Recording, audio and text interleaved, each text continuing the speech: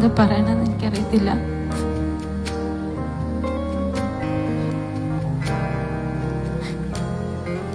എല്ലാം പെട്ടെന്ന് എന്തോ സംഭവിച്ചു. ഞാൻ മനസ്സിലാക്കി വന്നപ്പോഴത്തേനെല്ലാം തീർന്നു.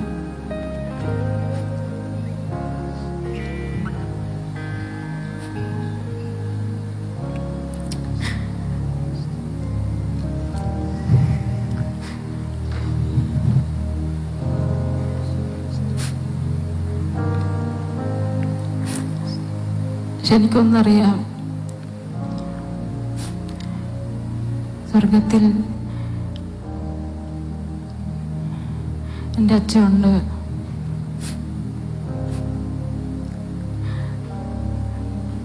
അവസാനത്തെ കാഹളം കേൾക്കാൻ സമയമായി.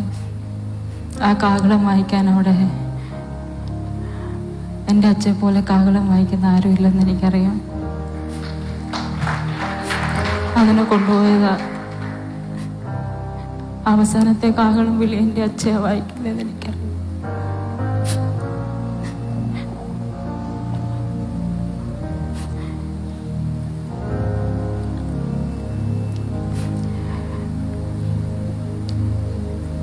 അച്ഛക്ക് ഏറ്റവും കൂടുതൽ ഇഷ്ടം ചർച്ചിനോട് ചേർന്ന് നിൽക്കുന്നതാണ്.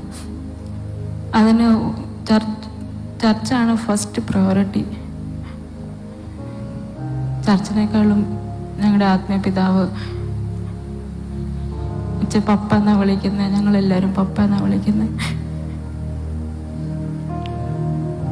ഞാൻ എന്ത് പറയുന്നു അതിൻ്റെ അപ്പുറത്തോട്ടില്ല. ചേട്ടാ പല പ്രോഗ്രാംസും ക്യാൻസൽ ചെയ്ത് ചർച്ചിന് വേണ്ടിയിട്ടും പപ്പയുടെ കൂടെ നിൽക്കാൻ വേണ്ടിയിട്ട് മാത്രം.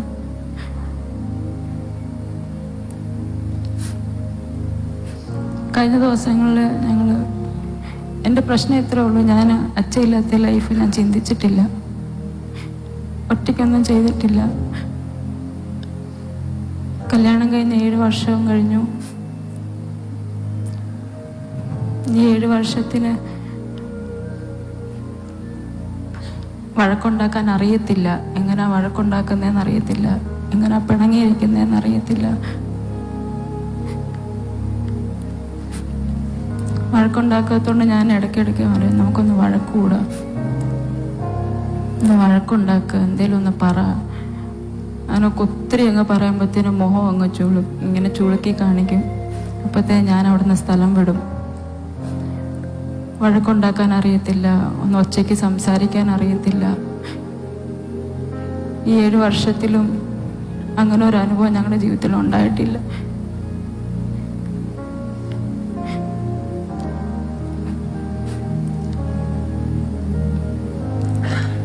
എന്നെ ഒറ്റയ്ക്ക് എങ്ങും വിട്ടിട്ടില്ല, ഒറ്റയ്ക്ക് എങ്ങും പോകാൻ സമ്മതിച്ചിട്ടില്ല.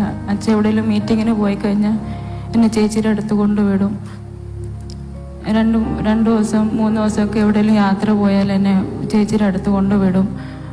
അതിൻ്റെ തിരിച്ചു വന്ന് അവിടെ നിന്ന് എന്നെ വീട്ടിൽ ട്രിവാൻഡ്രത്ത് അച്ഛയുടെ വീടെങ്കിൽ പോലും ട്രിവാൻഡ്രത്ത് പോലും എന്നെ അങ്ങനെ ഒറ്റയ്ക്ക് വിട്ടിട്ട് പോകത്തില്ല. ഈ ദിവസങ്ങളിൽ എന്നെ അതുപോലും ശീലിപ്പിച്ചു. എന്നെ ഒരു കാര്യത്തിന് വേണ്ടി ഒറ്റയ്ക്ക് അങ്ങ് വിട്ടു ഒരു സ്ഥലത്ത്. സാധാരണ അങ്ങനെ സംഭവിക്കാറില്ല. പക്ഷേ ഈ ദിവസങ്ങൾ കഴിഞ്ഞ ഒരാഴ്ച മുന്നേ എന്നെ ഒറ്റയ്ക്ക് 3-4 ദിവസത്തേന് ഒരു സ്ഥലത്ത് വിട്ടു. അവിടുന്ന് ഞാൻ തിരിച്ചു എനിക്കിപ്പോൾ ഞാൻ അവിടുന്ന് ചിന്തിക്കുക, ഇതെല്ലാം എന്നെ കൊണ്ട് ചെയ്യിപ്പിക്കുമായിരുന്നു, ശീലിപ്പിക്കുമായിരുന്നു എന്നെ എല്ലാം.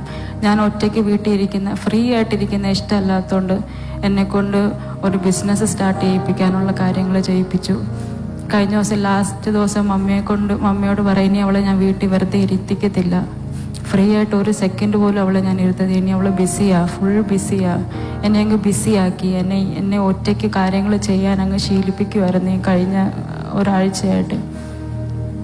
കഴിഞ്ഞ ലാസ്റ്റ് വെള്ളിയാഴ്ച എനിക്ക് എൻ്റെ ഓർമ്മയുണ്ട്, വണ്ടിയിൽ മെൽവിനുണ്ട്, ഞാനുണ്ട്, അച്ഛയുണ്ട്. എന്നോട് പറയുവാ, നീ പാസ്റ്റിൻ്റെയും ചേച്ചിയുടെ കൂടെ നീ സേഫാ. അപ്പം ഞാൻ അതെന്താ അങ്ങനെ പറയുന്നത്?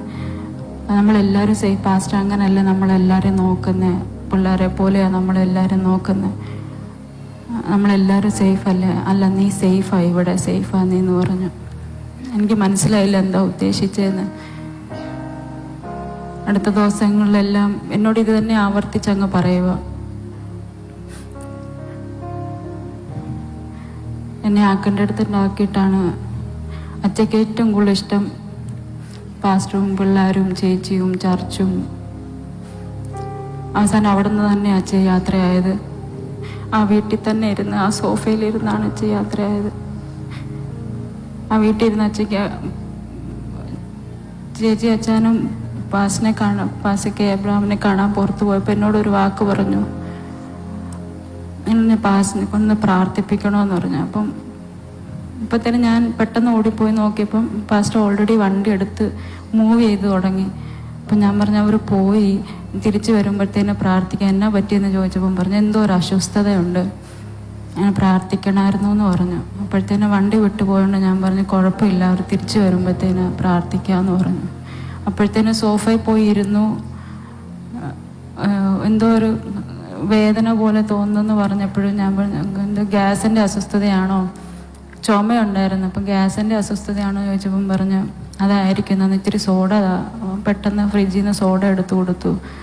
സോഡയും കുടിച്ച് കുറച്ച് കഴിഞ്ഞപ്പോഴത്തേനങ്ങ് വോമിറ്റ് ചെയ്ത് ഈ സ്വെറ്റ് ചെയ്തപ്പോൾ എനിക്ക് എന്തോ ഒരു പ്രശ്നം ഫീൽ ചെയ്തു. അപ്പോഴത്തേനും ഞാൻ പിന്നെ പെട്ടെന്ന് ഹോസ്പിറ്റലിലോട്ട് പോകുന്ന വഴിക്ക് തന്നെ അച്ഛൻ ഇങ്ങോട്ട് വിളിക്കുക ഒരു കാര്യത്തിന് വേണ്ടി. അപ്പം ഞാൻ പറഞ്ഞ് അച്ഛയ്ക്ക് വയ്യ, പെട്ടെന്ന് ആശുപത്രി പറഞ്ഞ് പെട്ടെന്ന് തന്നെ ആശുപത്രി കൊണ്ട്. അപ്പോൾ അവിടെ മെൽവിൻ വന്നു. പിന്നെ എല്ലാം എന്തൊക്കെയോ സംഭവിച്ചു, എനിക്കൊന്നും അറിയത്തില്ല. എല്ലാം പെട്ടെന്ന് എനിക്കൊന്നറിയാം, എൻ്റെ അച്ഛൻ സ്വർഗത്തിലുണ്ട്, നമ്മൾ വീണ്ടും കാണും, വീണ്ടും നമ്മൾ ഒന്നിച്ച് ആ കർത്താവിൻ്റെ മുഖത്തേക്ക് നോക്കി നമ്മൾ ഒരുമിച്ച് ആരാധിക്കും, എൻ്റെ അച്ഛൻ മുൻപന്തി കാണും എന്നുള്ളൊരു വിശ്വാസം എനിക്കുണ്ട്.